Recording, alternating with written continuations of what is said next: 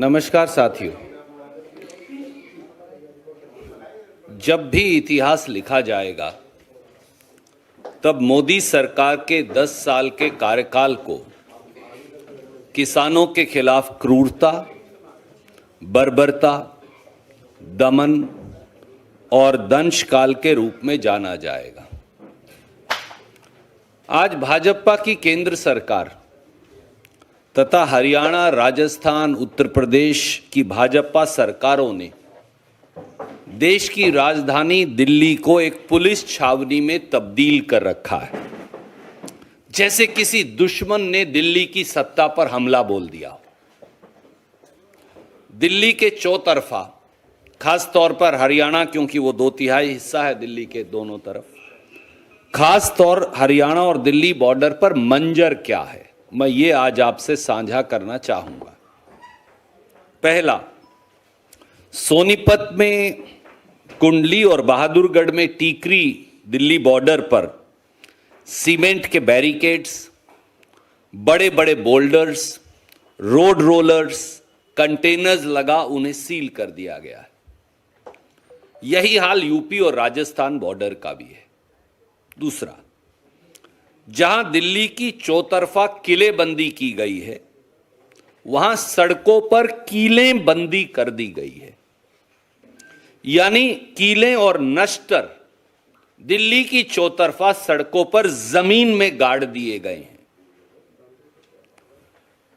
यही नहीं, कंटीले तारों की दीवारें बना दी गई हैं। तीसरा, पड़ोस में हरियाणा की भाजपा सरकार ने पंजाब और हरियाणा के बीच रतिया और बुढलाडा रोड के बीच 10 फीट गहरी और 15 फीट चौड़ी खाई बना दी है, जैसे दो दुश्मन देशों के बीच में बनाते। हांसी हरियाणा में जो है, उसके निकट राष्ट्रीय राजमार्ग पर मैयड़ टोल है। सरकार ने वहां जेसीबी मशीनें लगा 50-50 फुट गहरे गड्ढे बना दिए। सीमेंट बैरियर पर सीमेंट भरकर एक कंक्रीट की दीवार राष्ट्रीय राजमार्ग पर खड़ी कर दी गई है। कैथल हरियाणा में खाई खोदकर containers, dumped vehicles, cement barricades वो लगाकर एक पूरी दीवार खड़ी कर दी गई है। चौथा पहलू, पंजाब और हरियाणा के बीच घग्गर नदी है और घग्गर नदी का पुल है, आप सब जानते हैं। उस पुल पर, पूरे पुल पर लोहे के बड़े बड़े कंटेनर्स के साथ साथ कील और नश्तर गाड़ दिए गए। पुल को खोदकर कंटीली तारबंदी कर दी गई है। बड़े बड़े पिलर्स और पुराने वाहन की चेसियां लगाकर पूरा बॉर्डर सील कर दिया गया है, जैसे ये कोई हिंदुस्तान पाकिस्तान का बॉर्डर हो या दो दुश्मन देशों का बॉर्डर हो। पांचवां, पूरे हरियाणा, पंजाब, पड़ोस में दिल्ली से सटे राजस्थान और इधर उत्तर प्रदेश के पड़ोस में दिल्ली से सटे जिलों में इंटरनेट सेवाएं पूरी तरह से बंद कर दी गई हैं, शट डाउन कर दी गई हैं। वो भी तब जब बोर्ड एग्जाम सर पर है और बच्चों को हर रोज आवश्यकता है। दिल्ली के चारों तरफ के जिलों में मौखिक हिदायत दी गई है कि किसी किसान के ट्रैक्टर में 10 लीटर से ज्यादा डीजल नहीं डाला जाएगा। कोई पेट्रोल पंप डाल ही नहीं रहा, अब उन्होंने डीजल डालना ही बंद कर दिया है। मध्य प्रदेश की भाजपा सरकार ने कर्नाटक और दूसरे राज्यों से आ रहे किसानों को जबरन ट्रेन रुकवाकर उतारकर गिरफ्तार कर लिया है। साथियों, चौतरफा जुल्म का आलम है। अन्नदाता किसान की न्याय की हुंकार से डरी मोदी सरकार एक बार फिर 100 साल पहले अंग्रेज द्वारा दमनकारी 1917 के बिहार के चंपारण किसान आंदोलन, 1918 के गुजरात के खेड़ा किसान आंदोलन, 1920-21 के अवध के किसान आंदोलन की दमनकारी नीतियों की फिर याद दिला रही है। दिल्ली की सत्ता में बैठे क्रूर और अहंकारी सत्ताधारियों से हमारा केवल इतना सवाल है। पहला सवाल, क्या देश का अन्नदाता, किसान और खेत मजदूर न्याय मांगने अब देश की राजधानी दिल्ली में नहीं आ सकता? मैं फिर दोहराता हूं, क्या देश का अन्नदाता, किसान और खेत मजदूर न्याय मांगने अब देश की राजधानी दिल्ली में नहीं आ सकता? क्या किसान को दिल्ली की परिधि के 100 किलोमीटर में आने की अब आजादी नहीं रही है न्यू इंडिया में? दूसरा सवाल, क्या सरकार यह मानती और सोचती है कि किसान दिल्ली की सत्ता पर आक्रमण करने आ रहा है या फिर जबरन सत्ता पर कब्जा करना चाहता है? यदि हां, तो सरकार सामने आकर सबूत दे देश को कि यह दिल्ली की सत्ता की तख्ता पलट की साजिश है, और यदि नहीं, तो फिर देश की राजधानी दिल्ली को पैरामिलिट्री और पुलिस की छावनी में बदलने की आवश्यकता क्या है?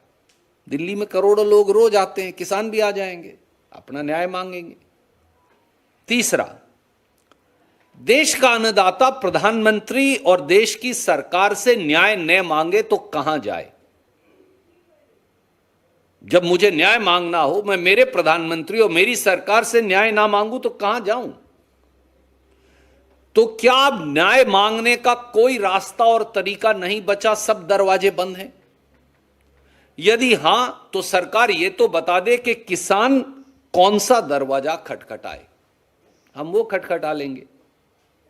चौथा सवाल, जब किसान आंदोलन पूरी तरह से शांति प्रिय है और जब सालों तक चला पिछला किसान आंदोलन भी शांति प्रिय रहा और टेलीविजन और अखबार इस बात के गवाह हैं और देश, तो फिर किसान की राह में कीले और नश्तर क्यों, कंटीले तार क्यों, सीमेंट के बोल्डर क्यों, कंटेनरों की दीवार क्यों, सड़कों में खुदी खाइयां क्यों?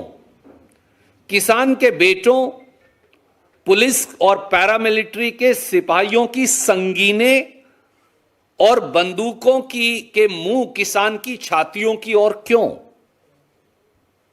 और पांचवा और आखिरी सवाल, क्या भारत के हुक्मरान को देश की मिट्टी का दर्द, किसान की वेदना और कराहते हुए हिंदुस्तान की आवाज अब सुनाई नहीं देती? साथियों, याद करें कि 18 जुलाई 2022 को 3 काले कानून, लंबे किसान आंदोलन के बाद 3 काले कानून निरस्त करने के फैसले के बाद मौजूदा मोदी सरकार ने किसान को यह आश्वासन दिया कि वो एक प्रभावी और पारदर्शी न्यूनतम समर्थन मूल्य यानी एमएसपी का कानून लेकर आएंगे, बनाएंगे। ये वादा भी किया कि इस देश के 72 करोड़ किसान और खेत मजदूर को कर्ज मुक्ति से राहत दिलाने का रास्ता प्रशस्त करेंगे, क्योंकि इस देश में हर घंटे एक खेत मजदूर या किसान आत्महत्या का फंदा चूमने को मजबूर है। तो फिर किसान इस वादे की गारंटी क्यों ना मांगे?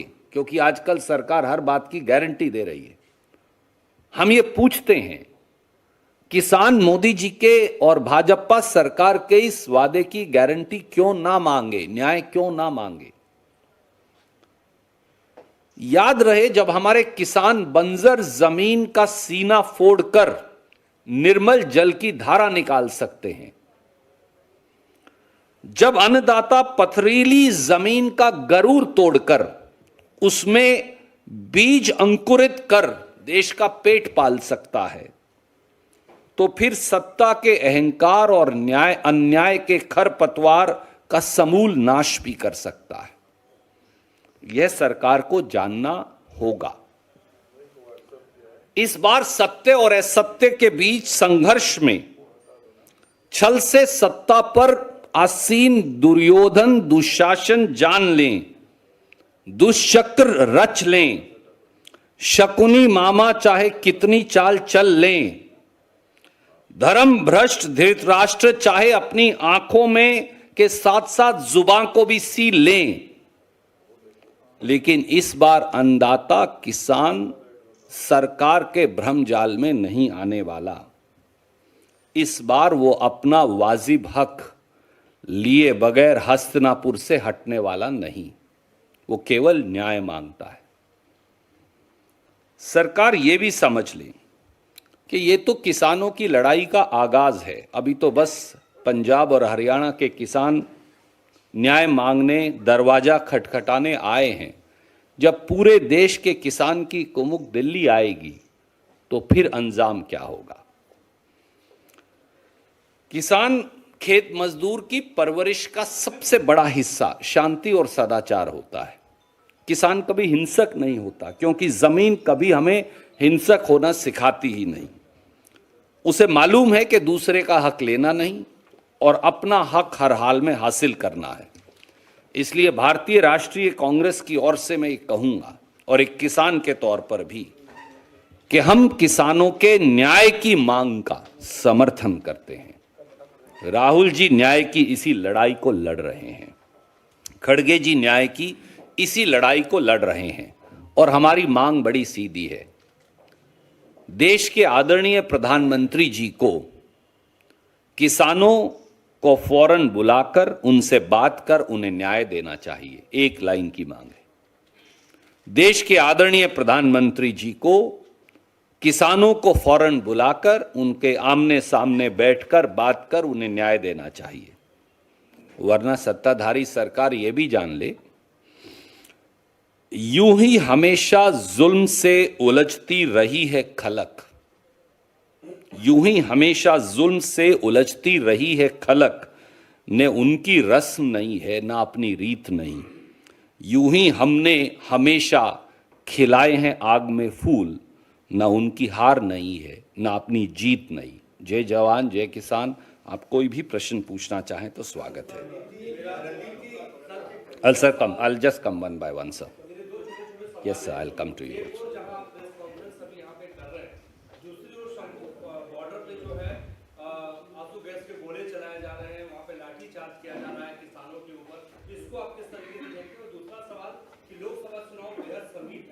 क्या ये माना जाए कि कांग्रेस का मुख्य जो एजेंडा है वो किसान आंदोलन होगा लोकसभा चुनाव? मैं आपके पहले दूसरे सवाल का पहले जवाब दूंगा। भारतीय राष्ट्रीय कांग्रेस के लिए, राहुल गांधी जी के लिए, खड़गे जी के लिए ये एजेंडा नहीं, ये जिंदगी की कसौटी है। इस देश के 140 करोड़ नागरिकों में से अगर 72 करोड़ नागरिक या उनके नुमाइंदे, आप उनसे सहमत हो असहमत हो, क्या वो देश की राजधानी में सत्ता पर बैठे हुक्मरान से न्याय की गुहार लगाने नहीं आ सकते? ये मेरा किस प्रकार का हिंदुस्तान है? दिल्ली के ऊपर किसी ने आक्रमण नहीं कर रखा, दिल्ली पर हमला नहीं हो रहा, दिल्ली पर चढ़ाई नहीं कर रखी किसी ने, यहां कोई विदेशी ताकतों ने दिल्ली पर हमला नहीं बोल रखा। देश का पेट पालने वाला अन्नदाता किसान न्याय की गुहार लगाने, झोली फैलाए प्रेम से, शांति से, सदाचार से दिल्ली के दरवाजे पर दिल्ली के शासक को उसके द्वारा किए गए वादे की याद दिलाने आ रहा है। और वो वादा हमने नहीं किया, वो 18 जुलाई 2022 को मोदी सरकार ने किया था, एमएसपी की गारंटी के कानून का रास्ता प्रशस्त करने का और कर्ज से राहत दिलवाने का। बस इसलिए हमारे लिए यह राजनीतिक एजेंडा नहीं, जीवन की कसौटी है। और यह देश चलाने से और देश के चुनाव से भी बड़ा इशू है, मुद्दा है। क्या आप इस देश के अन्नदाता किसान को अब शूल, नस्तर और कील देंगे? क्या आप उसे सीमेंट की दीवारें देंगे? क्या आप दो देशों के बीच की खुदी खाई देंगे? क्या वो इस देश के नागरिक नहीं? क्या न्याय मांगने का उनको अधिकार नहीं? क्या उनको उनके हिस्से सिर्फ अश्रु गैस, पुलिस की लाठियां, पुलिस की गोलियां, संगीनें बची हैं? क्या दिल्ली की सरकार इस प्रकार से चल पाएगी? केवल ये सवाल हैं जो भारतीय राष्ट्रीय कांग्रेस की ओर से हम इस देशवासियों के जहन में रखना चाहते हैं। Sir, I'll come to you, him and then I'll come to you. I'll go there. Sir, किसानों की जो इस बार प्रमुख मांग है वो है सभी फसलों पर एमएसपी की कानूनी गारंटी। कांग्रेस का क्या स्टैंड है इस मांग पर? क्या आप ये वादा करते हैं, जैसे आपने कहा कि आप कांग्रेस किसानों की मांग का समर्थन करती है, क्या कांग्रेस को मौका मिला, सरकार बनी तो कांग्रेस एमएसपी गारंटी का कानून बनाएगी? आदरणीय मित्र, ये सवाल आपने मुझसे रायपुर में भी पूछा था, मैं आपको फिर याद दिलाऊंगा। रायपुर डिक्लेरेशन अगर आप पढ़ें तो कांग्रेस पार्टी ने कहा है कि एमएसपी की गारंटी का कानून होना चाहिए, क्यों नहीं। संसद में हमने ये आंकड़े रखे, अगर किसान को एमएसपी नहीं मिल रहा, मैं गेहूं लगाता हूं, मैं तिलहन लगाता हूं, मैं रागी उगाता हूं, मुझे मेरी फसल की कीमत नहीं मिल रही, तो सरकार ने कहा अच्छा हम वो कीमत देने का एक और सिस्टम बनाएंगे जिसे वो बोलते हैं मिनिमम सपोर्ट प्राइस मैकेनिज्म, अंग्रेजी का शब्द है। उसमें पिछली बार 72 करोड़ किसानों के लिए रखे, 2022-23-24 में 40 करोड़ रुपए, यानी 50 पैसे पर किसान से कम, थोड़ा शायद 55 पैसे। आप मुझे बताइए 55 पैसे में आप क्या गारंटी दे रहे भैया? इस बार आपने रखा कितना, 1 लाख रुपया। अब मैं वो तो पैसों में भी नहीं गिन सकता, 72 करोड़ से भाग कर लो। आप किस प्रकार का किसान से व्यवहार कर रहे हैं, ये सरकार की बदनीयती को दर्शाता है। कांग्रेस ने कहा है 23 फसलों की खरीद मेरे मित्र पर एमएसपी निर्धारित होता है इस देश में, आपको तो मालूम है, मैंने पहले भी बताया।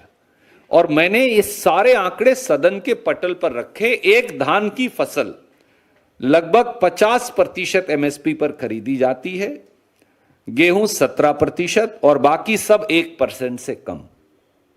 तो अगर आप बाजारी ताकतों के पास किसान को फेंक देंगे तो वो आंदोलन नहीं करे, न्याय नहीं मांगे, दिल्ली का दरवाजा नहीं खटखटाए, तो क्या यूनाइटेड नेशंस जाए? कहां जाए? इस बात का जवाब दे दें। I'll come back to you, sir.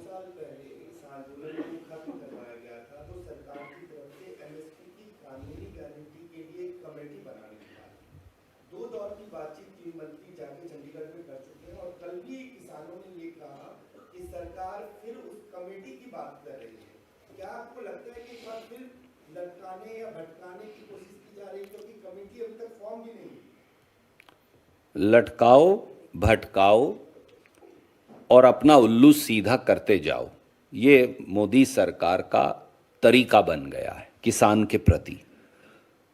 18 जुलाई 2022 को इस कमेटी की घोषणा हुई, अब हम 2024 में हैं, कमेटी की बैठकें ही नहीं हुई।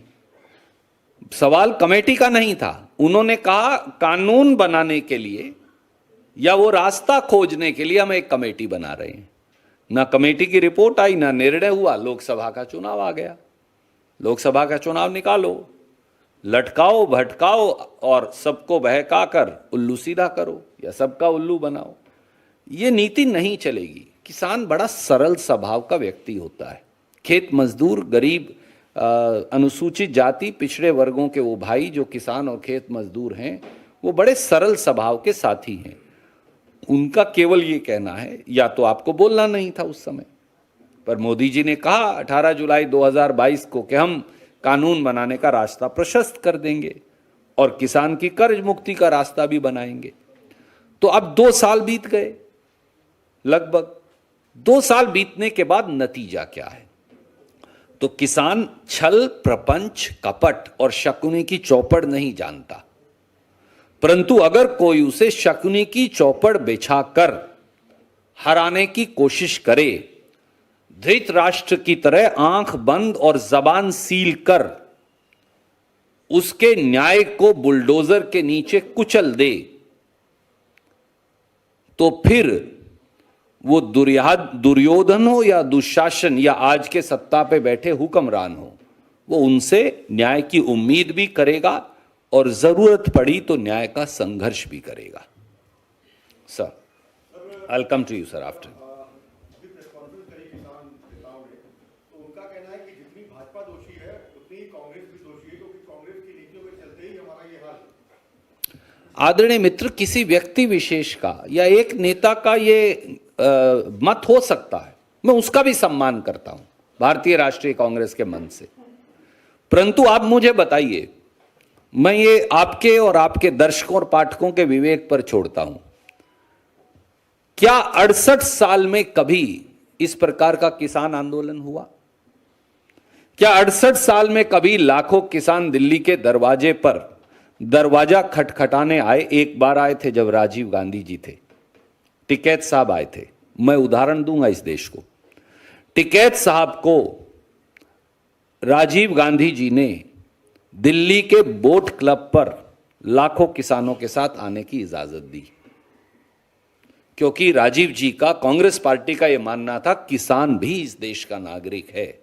अगर वो आकर संसद और सरकार के दरवाजे पर बैठकर न्याय की गुहार लगाएगा तो हम उसकी बात स्वीकारेंगे, सुनेंगे। आप बात सुनिए, आप उसको नश्तर, कील, बंदूक, भाले, अश्रु गैस, लाठियां मत दीजिए। और तब भी हल निकाला गया था, एक कमेटी बनाकर मंत्रियों की। आज की सत्ता पर बैठे हुक्मरान दिल्ली की 100 किलोमीटर की परिधि पर किसान के आने तक पर पाबंदी क्यों लगाए हैं? इसलिए अगर आप यूपीए का भी कार्यकाल देखें तो 12% हर साल एमएसपी बढ़ता था, 12%। किसान आंदोलित क्यों नहीं था? इसीलिए नहीं था कि उसे लगता था कि उसके बाजार का भाव उसे मिल रहा है। यही कांग्रेस और बीजेपी में अंतर है। हम सुनते हैं, हम मरहम लगाते हैं, हमें कराहते हुए हिंदुस्तान की आवाज सुनती है। खेत मजदूर और किसान पर जब जब संकट आया, याद करिए वो बुंदेलखंड पैकेज हो, वो महाराष्ट्र में विशेष पैकेज हो जाकर किसानों के लिए, हर बार डॉक्टर मनमोहन सिंह जी, सोनिया जी गए, राहुल गांधी खुद गए और वो पैकेज किसानों के लिए देकर आए। तो एक वो समय था सरकारों और किसान में समन्वय और कभी कभी मतभेद का, और एक ये रास्ता है जहां किसान के हिस्से केवल नश्तर, कील, सीमेंट के बोल्डर, दीवारें, पुलिस की गोलियां, अश्रु गैस और लाठियां। यही उस समय कांग्रेस जब सत्ता में थी और आज की सत्ताधीशों में यही अंतर है। अनिल जी, मेरा सवाल है, आपकी पार्टी का एक कंसर्न होना चाहिए। देश में अनरेस्ट है, आंदोलन हो रहा है और आंदोलन के बाद आंदोलन खत्म होता है, लेकिन वही सारे किसान, वही जनता विपक्ष को नकार देती है। ये क्या दिखाता है? आदरणीय साथी, अगर आप 3 प्रांतीय चुनावों की ओर इशारा कर रहे हैं तो उस आंदोलन के बाद 2 प्रांतीय चुनाव और भी हुए, हिमाचल और कर्नाटक में, उसमें भाजपा को नकार दिया गया। इन 3 प्रांतीय चुनाव के साथ 2 चुनाव और भी हुए तेलंगाना में, वहां फिर भाजपा को नकार दिया गया। तो इसलिए चुनावी जीत और हार, मैं मानता हूं वो महत्वपूर्ण है, परंतु अगर हम 3 चुनाव हारे तो हम 3 चुनाव जीते भी। आप हिमाचल, कर्नाटक और तेलंगाना जीते, आप छत्तीसगढ़, राजस्थान, मध्य प्रदेश हारे। तो इसलिए केवल ये कहना कि क्योंकि 3 चुनाव हम नहीं जीत पाए इसलिए इस देश के किसान को अब न्याय नहीं मिलना चाहिए, या उसके सीने में गोलियां दाग देनी चाहिए, या उसके रास्ते में नश्तर और कील बिछा देने चाहिए, या उसके रास्ते में खाइयां खोद देनी चाहिए, या उसके रास्ते में दीवारें खड़ी कर देनी चाहिए, ये शायद गलत होगा। क्योंकि ये लड़ाई वोट की, राजनीति की नहीं, ये लड़ाई देश बचाने की है। Sir, him and then I'll come back to you. Sir, क्या कांग्रेस सरकार से मांग करेगी कि किसानों की मांग पर अध्यादेश लाया जाए? क्योंकि अब तो संसद का सत्र है नहीं, चुनाव की घोषणा होगी, वैसे में समाधान के लिए क्या आदरणीय मित्र, हमने एक लाइन की मांग रखी है। आदरणीय प्रधानमंत्री जी आज ही बगैर विलंब के सब किसान भाइयों को दिल्ली अपने पास बुलाएं और उन्हें न्याय दें, बस। Sir, then and I will go back to him. Okay.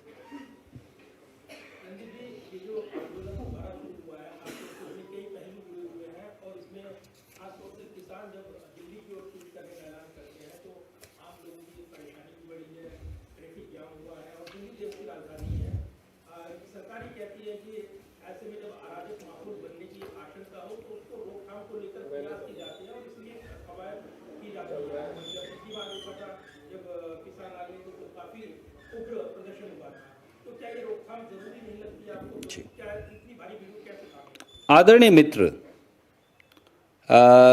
जब सरकार नश्तर बिछवाकर राष्ट्रीय राजमार्ग को खोद देती है तो क्या आम नागरिक की जिंदगी उससे आसान हो जाती है? जब सरकार सड़कों के ऊपर सीमेंट के बोल्डरों की दीवार बना देती है तो क्या उससे आम नागरिक की जिंदगी आसान हो जाती है? आप एआईसीसी आए, एआईसीसी के चारों तरफ बैरियर्स लगा रखे हैं, तो आने में भी 5-10 मिनट आपके फालतू लग रहे हैं और पूरी दिल्ली का ट्रैफिक स्लो डाउन हो गया है। क्या उससे आम नागरिक की जिंदगी आसान हो गई है? क्या इस देश के नागरिक को, या तो आप बोलिए अब दिल्ली में कोई नहीं आ सकता, न्यू इंडिया में देश के नागरिक को दिल्ली में आने पर पाबंदी है। क्या दिल्ली में, न्यू इंडिया में देश के नागरिक को दिल्ली की सत्ता से न्याय मांगने की आजादी है या नहीं? ना किसान आंदोलन पिछली बार हिंसक था, ना इस बार हिंसक है।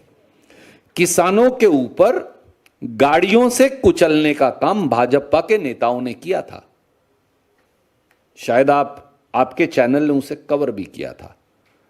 क्या किसान को आप भाजपा के नेता जीप से कुचल दें वो तो राजकता है, और किसान शांति प्रिय ढंग से न्याय मांगे वो अराजकता है? तो फिर इस देश के 140 करोड़ नागरिक अराजक हैं।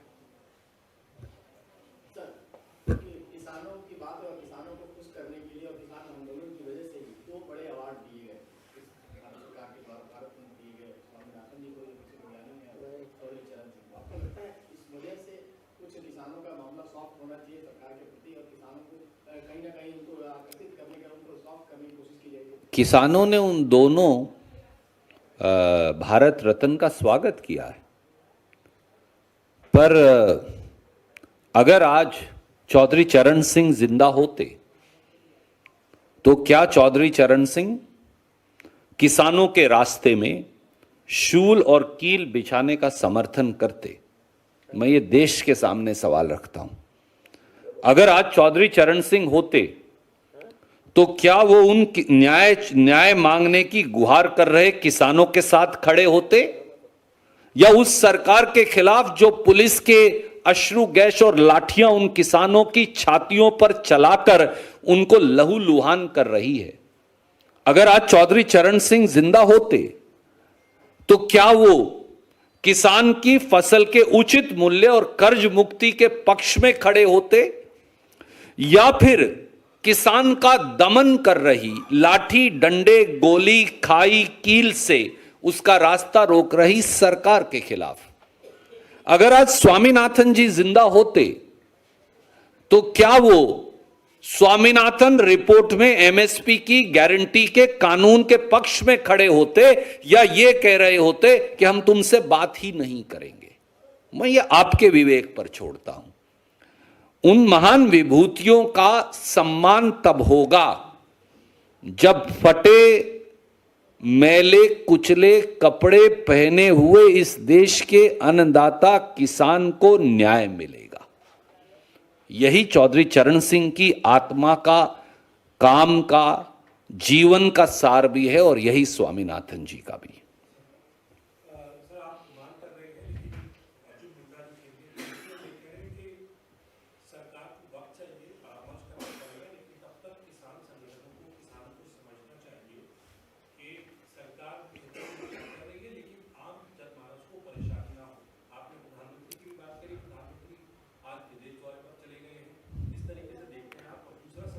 एक मिनट, फिर मैं भूल जाऊंगा। दुर्भाग्य से इस देश में जो कृषि मंत्री अर्जुन जी हैं वो दुर्योधन सा व्यवहार किसानों से कर रहे हैं। काश अपने नाम की ही सीख ले लेते। जब अर्जुन अपने आप को जो लिखता है वो दुर्योधन बन जाए, दुशासन का व्यवहार और धृतराष्ट्र का चरित्र बन जाए, तो फिर देश का किसान न्याय की उम्मीद करे कैसे? 2 साल से किसान यही पुकार तो लगा रहे हैं कि बात करिए, हल निकालिए, परंतु सरकार का काम है लटकाना, भटकाना और किसान को न्याय से झटकाना। ये अब मंजूर नहीं है, केवल किसान ये कह रहा है। दूसरा सवाल आपका।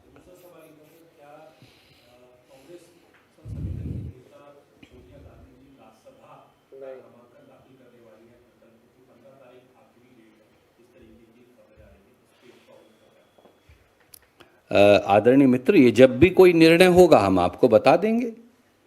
पार्टी इस बारे में, पार्टी के अध्यक्ष निर्णय लेते हैं, तो जब कोई निर्णय होगा मैं आपको बता दूंगा। आज मुझे कोई जानकारी नहीं तो मैं कैसे साझा कर सकता हूं। धन्यवाद।